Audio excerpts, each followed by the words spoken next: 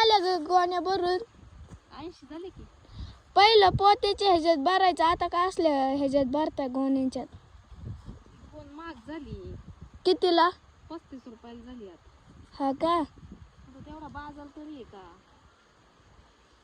किती राहिले शिवायचं? शिवायच्या अजून सतत कोणी राहिल्यात, बाकीचं शिवलंय. बर बर. कितीला जातो कांदा? याला 14. कसं काय असले त्या पोत्याच्या ह्याच्यात शिवायचं काय ते भरायचं का? खर्च निघला का? कशाचा खर्च निघलाय? मरणाचा आता बायांना ह्याला काय थोडा खर्च झालाय. गाडी भाडं बाया काही तर मिळत नाही, लांब आणायच्या त्याच्यात. आता हा पण बारदाना काय स्वस्त नाही. पहिलं 3-4 वर्षापूर्वी आणायचो ना आपण, हा का? तेव्हा म्हणजे पहिल्यांदा आणले होते तेव्हा 5-6 रुपयाला. हा हा. आता झाली 25 रुपयाला. ह्याचा पण बाजार वाढला. कांद्याचाच बाजार वाढाला. कांद्याचं वाढा ना. आता तर माझ्या डोक्यात आलंय घरगुती खायापुरतंच पिकवायचं. तिथून पुढं आता आहे ना मार्केटला मालच न्यायचा नाही, मातीच जाऊ दे तिकडे.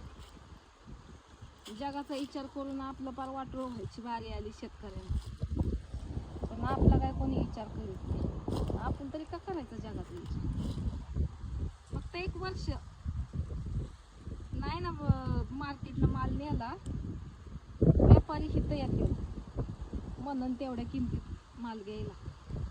स्वतःच पिकवायचं, स्वतःच विकायचं, स्वतःच खायचं. बस 1च वर्ष.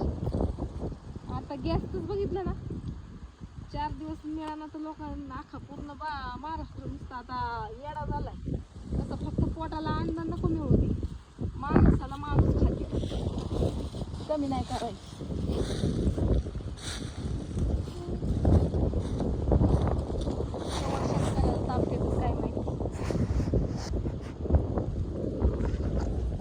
कोरोनामध्ये कळली होती गावाकडली किंमत. आता गॅस बंद झाल्यावर लोकांना किंमत कळली. आपल्याला काही टेन्शन नाही आपलं.